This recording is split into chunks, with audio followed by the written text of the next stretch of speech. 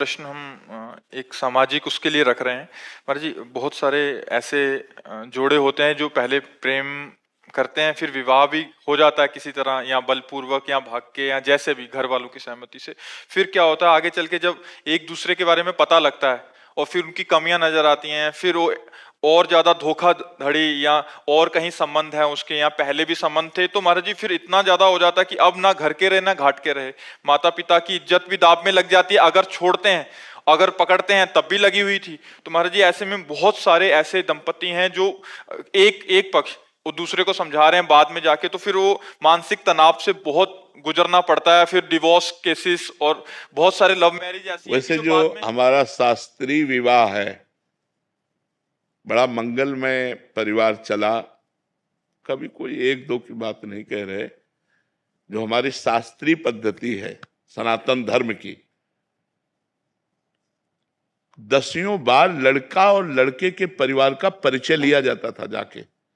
गुप्त रूप से भी लोग जाते थे, आसपास व्यवहार में बैठे, भैया राम राम, ये पड़ोसी कैसे है आपके, तो वो सब पता लगाते थे। लड़की लड़के को तब देखती थी जब मंडप पे बैठा होता था, और लड़का लड़की को तब देखता था जब घर में पहुंच जाती थी। लेकिन आजीवन दोनों निर्वाह करते थे, खूब बढ़िया संतान, खूब परिवार। लव मैरिज करते हो, डिवोर्स की बात करते हो। लव मैरिज किसे कहते हैं? प्यार। अगर एक बार तुम्हें प्यार करके स्वीकार किया तो आजीवन तुम्हारा निर्वाह करे, फिर किसी और की तरफ ना देखे। नहीं, गांव में डिवोर्स, अरे शाम तक पति पत्नी में अगर दिन सुबह लड़ाई हुई तो शाम तक फिर खा पी के बिल्कुल डिवोर्स शब्द कहा है सर। एक दो बातें अगर एक दूसरे के प्रतिकूल हो गई तो शाम तक फिर एक हो गए, उसमें कभी ऐसा नहीं। घर परिवार में या बहुत मायके 2-4 दिन हो गई बस पिया मायके की दोस्त देती है, चली जाऊंगी मैं, जाती नहीं है शाम को फिर नहीं, बड़ा प्यार में जीवन हमने तो देखा है। गृहस्थी में हम किसान के घर पैदा हुए तो गांव का हमने जो माहौल देखा है, बड़ा प्यार भरा जीवन था यार, बड़ा प्यार भरा जीवन। आज प्यार का खुला छूट है तो उसी की दुर्दशा हो रही है। अगर हम कह रहे हैं मान लो गड़बड़ी भूल चूक हो गई बच्चापन में, तो फिर ब्याह के बाद गड़बड़ी नहीं होना चाहिए।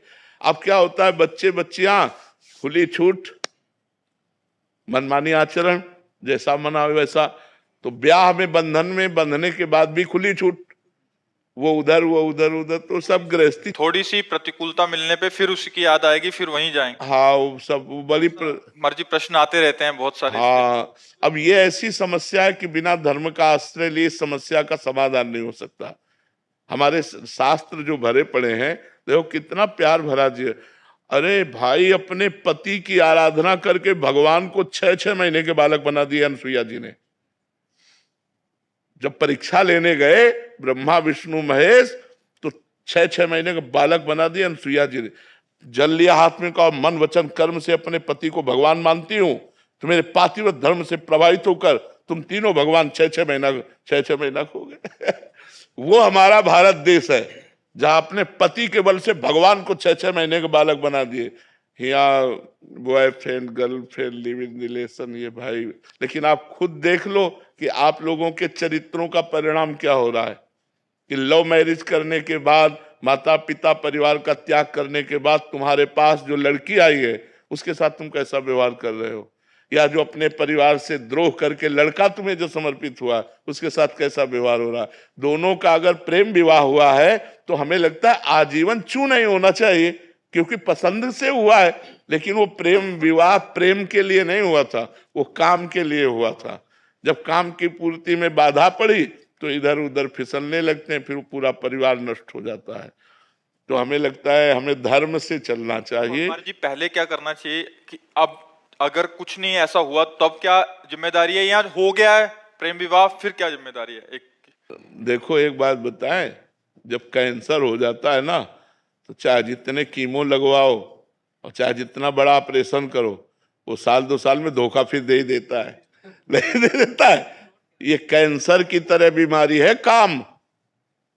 1-2 साल बाद जब आपको उसकी याद आएगी तो आपको मन यही कहेगा कि इसमें सुख नहीं है जो उसमें सुख था। अब आपका धीरे से मन नंबर लगाने का करेगा। धीरे फिर वो बिगड़ता चला जाएगा। चंचल मन संभालना बड़ा कठिन है बिना अध्यात्म के। अवसर आने पर दोनों फिसल जाओगे। इसलिए हमें लगता है कि हमारे धर्म से चलना ही ठीक है।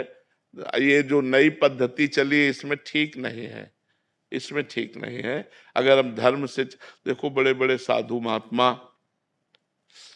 चूक हो जाती है तो फिसल जाते हैं।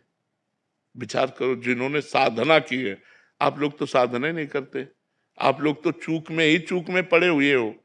अगर आप सुधारना चाहो तो पहले कसम खाओ दोनों कि अब तक जो हुआ हुआ हम कभी नहीं करेंगे। अगर ये कसम खा के ब्याह हो, आज से हम दोनों के दोनों हैं, कभी हम किसी को स्वीकार नहीं करें, बहुत बढ़िया यार जीवन चल जाए। लेकिन ऐसा नहीं हो पाता। पर आप बताओ, अगर आप प्रश्न करोगे ऐसे तो फिर हम उत्तर कहां से दें? उत्तर यही देंगे कि आप गलत हो, आप सुधार करो, आप धर्म से चलो। हमारे बच्चे, हमारी बच्चियां यदि धर्म से चलेंगे तो गृहस्थी बहुत बढ़िया बनेगी जाके, और अगर अधर्म से चलोगे तो गृहस्थी बढ़िया नहीं बनेगी। जब हम अपने पति को स्वीकार कर लेते हैं, महीना 2 महीना 4-6 महीना या साल हो जाता है तो मन उब जाता है, क्योंकि मन को नवम नवम चाहिए। इसलिए मन को अध्यात्म के द्वारा रोका जाता है, धर्म के द्वारा रोका जाता है। कि हमारा धर्म नहीं कहता कि हम तुमको स्पर्श करें क्योंकि हमने ब्याह कर लिया है। अब नहीं, कोई अगर ऐसे नियम से चले तो भले गृहस्थी बनी रहे, नहीं तो जो आचरण चल रहे हैं उनमें मन चंचल हो रहा है, इंद्रियां अपवित्र हो रही हैं।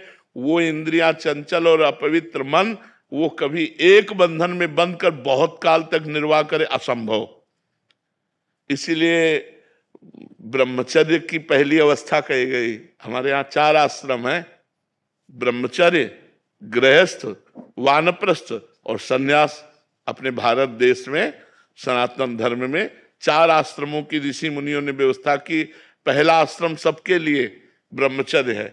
अब ब्रह्मचर्य से गृहस्थ जाओ या विरक्त भाव में जाओ तो यहां से मोड़ हो जाता है, लेकिन पहला आश्रम सबका ब्रह्मचर्य है। अब उसी ब्रह्मचर्य आश्रम में हम लोग गलती कर रहे हैं, ब्रह्मचर्य आश्रम को ही नष्ट कर रहे हैं। तो न गृहस्थ बन पा रहा है, न विरक्त बन पा रहा, सब गड़बड़ हो गया।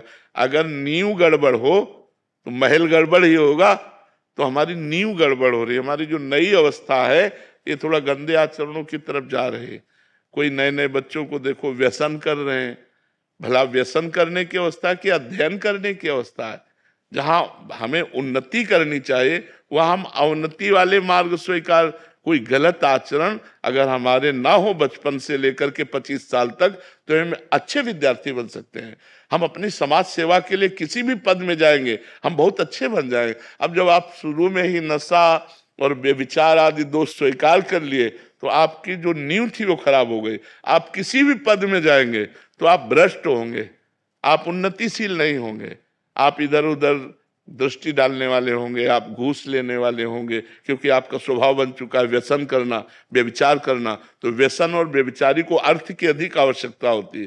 तो आप उसे अर्थ चाहिए, चाहे धर्म से मिले चाहे अधर्म से मिले। जो व्यसन रहित है, व्यभिचार रहित है, वो धर्मात्मा पुरुष प्राण त्याग सकता है लेकिन अधर्म नहीं कर सकता। आज ऐसे मिलना बहुत कठिन है जो धर्म के लिए अपना सर्वस्व समर्पित। हम इसीलिए आर्मी के जवानों को सबसे ज्यादा आदर करते हैं, क्योंकि हमारे राष्ट्र की सुरक्षा में ईमानदारी से प्राण समर्पित करने वाले ये जवान हैं।